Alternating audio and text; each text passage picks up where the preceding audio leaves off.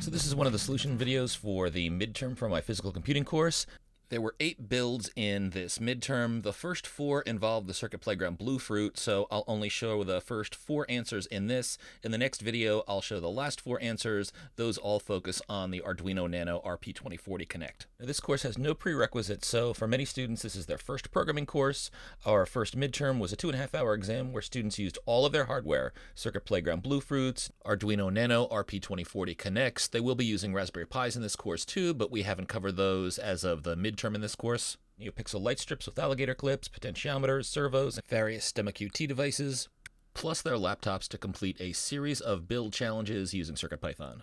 Now, they could bring in one single page double side of 8.5-inch by 11-inch notes. It could be printed if they want, but that's it. No additional notes, no use of the internet. It's always tough to figure out where to draw the line in terms of what additional resources students could use, but I figured this was a good balance to make sure that students had a decent recall level understanding of concepts, and they were able to perform in code interviews, but they could still reference prior work for their knowledge nudge since these concepts were still very new to many. Now, this course's exam is less demanding than my iOS course, since with physical computing, we often assemble code that we've already written to build new projects, whereas the other class really expects students to develop some serious software engineering skills. I also included some slides with standards up front because I want all students to use the same pin so that I can easily grade them, and I also included a diagram of the pinouts on the Arduino Nano RP2040. They didn't have to memorize those.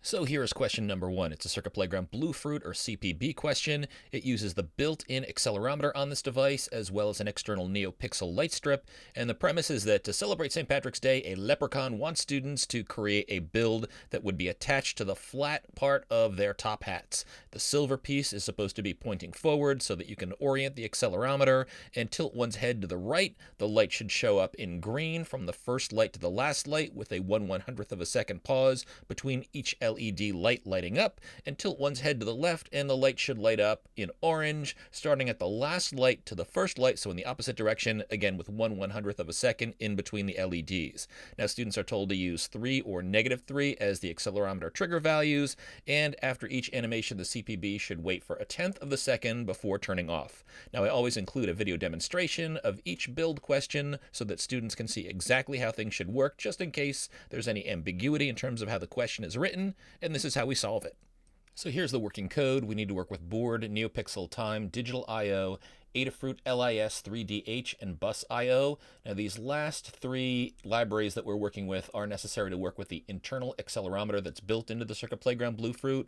This is the setup code. Our students are familiar with this already. We set up the I2C object a little bit differently because we're using the built-in accelerometer. But again, my students have seen this and they've been advised to have this in their page of notes. Hopefully copying through the notes has been really useful. I didn't give them an accelerometer range. They could use any accelerometer range, but we'd previously used 8G. Again, when I teach this to students, I often tell them to just consider the setup code almost like a software Lego, because they'll probably just be repeating this with no change or maybe a minimum change on the range if they use this in different pieces of code. Now, this is how they set up their light strip, and again, I'd given them the information in terms of which pin or pad on the board to clip it to and what variable names to use. Now, I had also created some variables to hold the color black, green, and orange, and this is our while true loop. What I've done is I've created 2 functions for usability, or readability, I should say, in the code. So in our while true loop, what we do is we go through this continually and we get an accelerometer reading. So we've created an accelerometer up here with this particular line, and then we can refer to the accelerometer's .acceleration property, and that's going to deliver us back 3 values, x, y, and z. Now, we actually really only care about x, but one of the things that I advise my students to do is also to print, and in this case, we actually print a tuple so that we can use the plotter value to be able to examine and make sure, hey, have I set up my reading properly? Am I getting the values that I want? Then what we do down here is we take a look to see if we can get a left reading or a right reading. And if we tilt to the right, we want to go from the 0 LED position to end. So this is, we're tilting toward the right. And that's, again, if the the silver part is facing forward, we can consider that to be a right tilt. And then if there's a left tilt, what we should be getting is a value that's greater than 3. And what we want to do is we want to move from the end to the very first light. Now you could have created a single light in here also and passed in different parameters, but I did them as 2 separate functions. It's just, I think, makes it very easy to read. Otherwise, what we should do is if we are not either less than -3 or greater than 3, then we should just set the strip to black, meaning none of the LED lights should be lit up. And as I'd mentioned before, every time before the iteration of the while true loop, we're going to wait for 1/10 of a second. Now, if we take a look at 0 to end or end to 0, again, for the right tilt or the left tilt, the right tilt being green, what we're going to do is simply go through the range of strip num of lights. Now, if we take a look at strip num of lights, remember this is 30, so we know that ranges work starting at 0 and going up to, but not reaching the number 30, so we're going to go from the number 0 to 29, which is perfect because every LED light has its own individual index value, starting at 0, going through 29 on our 30 light LED strip. Now, by going through here and setting it to green and then waiting 1/100th of a second, we see the nice animation where we cascade from the start to the end all in green. Now, if we were to tilt to the left, what we would be doing is going from the end, which is position 29, to 0. So what we want to do here is set up a range which moves backwards. So we're going to go from strip num of lights -1. So we're not going to start at 30, we're going to start at 29 because the last number in our 30 lights is 29 because we're 0 indexed. We're starting with 0. By saying -1, we go up to, but we never reach -1, or I should say down to in this case. So we're going to start at 29 and we're going to go to 0. We're never going to reach -1, and this is our step value, which is -1, so that we go 29, 28, 27, all the way down to just before -1, which is 0. Then we set the iteration color of the LED to orange, and we also wait 1/100th of a second. So hopefully you got that. That was very similar to many other exercises that we've done, combining what we knew about the accelerometer and how we can go through and iteratively turn on LED lights in one direction or the other direction, and we also covered how to loop in the opposite direction so we know how to iterate on a negative step.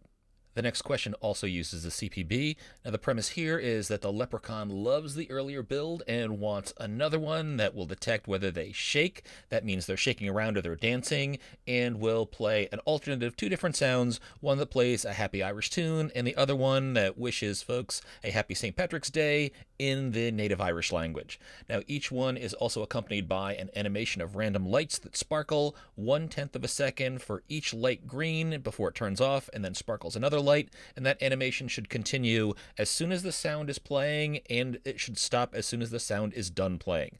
And here's the demo video that students see in terms of how this should work.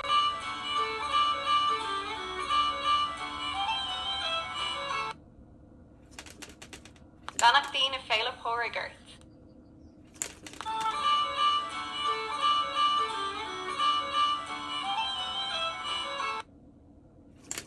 Banach dína féile pórigar. So in this example, students have to show that they can detect shakes using the accelerometer. Shakes are different from simple accelerometer value readings. The students know this. They've done this in earlier exercises. They need to know how to play wave sounds. They need to alternate the sounds one after the other. They need to run LED animations for as long as a sound plays, so there's some concurrency there. And they need to know how to use random values in their code to flash lights at random. So here's our setup code for problem number 2. The imports are the same as the earlier example, but we also include random since we're going to be using the random module to get a random number. And we also are going to import from these particular modules, so Audio PWMIO and Audio Core. This is part of what I refer to in my class as software Legos that I teach my students so that they can copy this code and reuse it. In this case, whenever they want to play sounds on the CPB, they should use these 2 import statements. And then here's how we set up the speaker to use in the Circuit Playground Bluefruit. There's no special code if you clip an external speaker to the CPB. You didn't have to do that, but I did that in the example video just to make it easier to hear the sounds. And then for the code, we've also learned that they can create a path name for the folder that contains their sound file. So this path name is included as part of a sound playing function that we've also used in class and that students were encouraged to put in their notes. Now, they were also given the address of a Google Drive for downloading the 2 files for this exam, and they copied over a folder containing those files. That folder was named Irish Sounds, spelled exactly as it's shown here, and that should be on their CPB. Now this is how you set up the accelerometer. It's the same way as before, although this time we're going to be accessing shake. Now I also create two colors, green and black, and then this is how we set up a NeoPixel object with the name pixels, and this refers to the NeoPixels that are on the circuit playground, so not our external strip like we used in the previous question.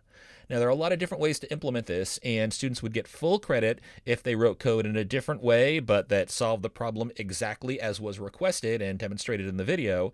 And in this particular implementation, I keep track of the two alternating sounds to play, sound0.wave or sound1.wave, in a variable named sound_2_play. And I want to start off by playing sound 0, so that's why I put sound0.wave in here. Now, to detect an accelerometer shake, we simply check the .shake method. And the standard shake, the threshold is a value of 15, so that's likely what everybody used. This is what we used in our learning video. And they didn't have to print out the sound to play. But as I mentioned to my students, I often sprinkle print statements into my code just so that I can check to make sure that code is executing at certain parts when the code runs. And so if the code is running properly and detecting a shake, I should see the print statement coming out to the print console and alternating the different sounds, sound 0 or sound 1, and that should occur even if for some reason I was having a problem with the sound. Now, the code down here is pretty simple. I simply call the standard play_sound function that my students have used, and again, we're encouraged to put in their notes. And then after the sound plays, if the last sound was called sound1.wave, then we change that to sound 0, so that the next time a shake occurs, we're going to play sound 0. Otherwise, we update the sound to play to sound 1. So we're all set up for the next shake with the right sound we should play next time. Now, if we look at our setPlaySound function, again, students know how to use this, and they also know that if they want something to happen while a sound is playing, like animating lights, for example, then they should simply add that code underneath this while audio.playing condition. And so in here, what we're doing is we're making a function call. Now, this function here, I happen to call it sparkle in green. I didn't tell students they needed to make a separate function, so you could have put the code all directly in here, but I think it's nice to write as a separate function. Now, in sparkle in green, what we do is we get a random value from 0 to 9. Those are the numbers of the different LED NeoPixels that are built into the Circuit Playground Bluefruit. We turn one light on at that random location. We wait for 1/10 of a second. The lights are in green. And then we turn the light off without waiting, but we're going to keep calling this particular function here, turning on a random light for 1/10 of a second, then turning off all of our lights until the sound is done playing. And that's it. Hopefully you got that, or if something tripped you up, hopefully now you know how to solve the challenge. Now, in question 3, students have the first part of a challenge to build a scorekeeper in a 2-player game where the first player that scores 5 points will win. So if the CPB is held in this orientation, then the red player's score is increased by pressing button A, and the blue player's score is increased by pressing button B. I give students the name of variables to use to keep track of the score to make it easier to compare their code with my own. And then once a particular player reaches 5, then additional button presses shouldn't do anything. But you can restart the program by pressing the reset button, and you would do that if you wanted to restart a game with both players starting at 0. Now again, as usual, the video on the right shows how the solution should work, so let's take a look at one solution to this challenge. So here we import the usual suspects, although we're using debouncing this time, so be sure that you import the debouncer from Adafruit Debouncer. And here's how we set up the debounced buttons. We have a 3-line setup instead of just the 2-line setup. And remember, we usually use a pull.up resistor for external buttons, but with the buttons built into the Circuit Playground Bluefruit, we use pull.down resistors. Now, here's how we set up the NeoPixels for the CPB. We set up some basic colors. We turn the lights off, and we set the scores to 0. Now, we also set a game_over variable. That's going to be a Boolean variable to false, so that if we're playing the game right away, we know that game over is false, which means that we can play the game, and we're going to use this in our while true loop. So we enter the while true loop. Then inside while true, we check the game over flag. Now, not game over is the same thing as game over equals false, so either of these statements will work. And then here, inside of the if statement, we check the button update, and we do that for each button to get the current state to see whether or not it's been pressed.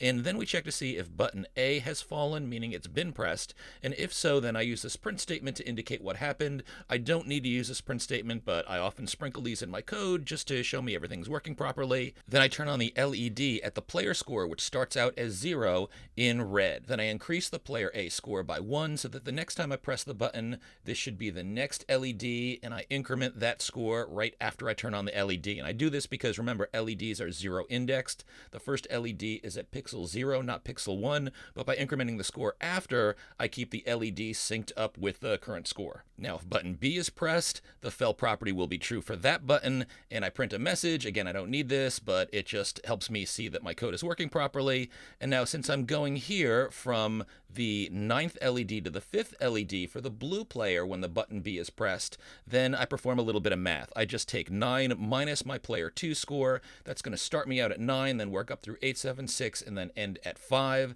So that moves the opposite side of the CPB. And then after I turn on that light, I update the player 2 score. Now, after both of these if statements at the very same indentation level as the if statements, I check to see if either player has reached 5. I do that with this OR statement here, so either this side is true or that side is true. If either one has a player score that's reached 5, then I set the game over flag to true, so that the next time that I go through the while true loop, I will not execute anything under this if statement. My game is over, but my code is not going to crash because it's never going to respond to a button press, and I'm never going to get an index out of range error by trying to light up a pixel value that's greater than the number of pixels that I've got on my CPB. And that's it. I hope you got it, and if not, I hope that you understand how this works. Now, after answering the last question, we build off of that answer, adding a bit of animation flourish so we can, as Steve Jobs used to say, surprise and delight our user.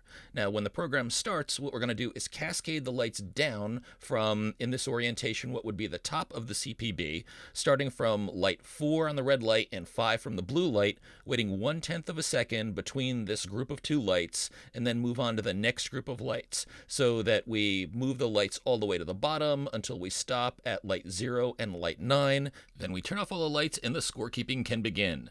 Now next, I want students to show their function creation and variable passing skills in CircuitPython. So students should create a function named winning_animation, and that should run when either score reaches 5. Now all lights should initially turn off, then all lights in the winning color, so students have to pass in the color, either red or blue, should start at the bottom orientation, so starting at LED pair 0 and 9, and then light up in the next LED pair, moving toward the top, waiting 1/10 of a second in between lighting up each of those pair of LEDs, and then when we reach the top, the light should flash off, and then on 3 times, waiting 1/10 of a second between flashes. The 4th time all of the lights turn on, we remain in the winner's color. And this video that's running on this slide shows how the animation should work if the code is written properly, so let's look at one way of building this.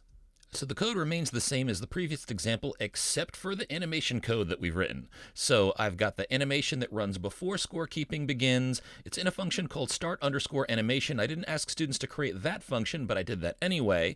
And then I call this just before my while true loop. Now inside this function, we do that starting animation. So I cascade down, starting from LED pixels 4 and 5. And I go from position 4 through 0 in this for loop. So the second value is -1. Remember, that means that we're going to go up 2, but we're never going to reach this value. So we're going to go 4, 3, 2, 1, 0, but never reach -1. And the third value that we have in here is our increment value, or our step value. So because it's -1, that means we're counting down from 4 through, but never reaching -1, so we end at 0. Now inside the loop, pixels I is red. I perform the same math that I performed to get the pixel blue to light up on the opposite side of the red one. Then once both of those lights have been turned on, I wait 1/10 of a second, turn off all pixels, then I keep going through the loop, and when I've lit up all of the pixels, I end up with a black fill, so all of my pixels are off. Then down here, I enter my while true loop, and everything works the same, but in my final if statement down here, when I set the game over value to true, I add this if statement in here, and if player 1 is equal to 5, so I've reached the end of the game, they got their 5 points to win the game, then I call winning_animation passing in red. If player 2 has 5 points, then they've won. I call winning_animation passing in blue. Now, if we take a look at winning_animation, it's similar to the earlier code that we wrote, but we're going in the opposite direction, and we add some flashes at the end. Now, also note that I pass in the winner's color, and I call this value color inside of the function. So when this code runs, the color is either going to be red or blue, depending on how that function was called. And in this loop, I have a range of 5, meaning that the loop starts at 0 and goes through 4. It never reaches 5, so it goes up to but doesn't reach the end of the range value here. And I turn on the pixels, I, and 9 minus I, so that's that same math that I performed before. I sleep 1/10 of a second in between these flashes, and then I continue. Now when I'm done, those top 2 lights, light 4 and light 5, are on. And then I go through this second loop here. This has a range of 4, so that means I'm going to go through 4 times, starting at 0, 0, 1, 2, 3. The number doesn't really matter. It just gives us the iterations that we need here. But we're going to turn off all of the lights in the CPB. We're going to wait 1/10 of a second. Then we're going to turn the lights on. So we flash all the lights on in our winner's color. We wait 1/10 of a second, and we go through that loop. So the 4 times. Notice the 4th time we go through, we end with the lights turned on. So the winner's color remains on. And now remember, down here before we call either of these functions, we set game_over to true. So if we continue to go through the while true loop, we are going to make sure that we don't respond to any more button presses. The button remains lit up in the winner's color. But if we press reset, we can restart the code and we can restart scorekeeping with a new game. So hopefully you learned from that. Feel good if you did. And if you didn't but you get it now, also feel good.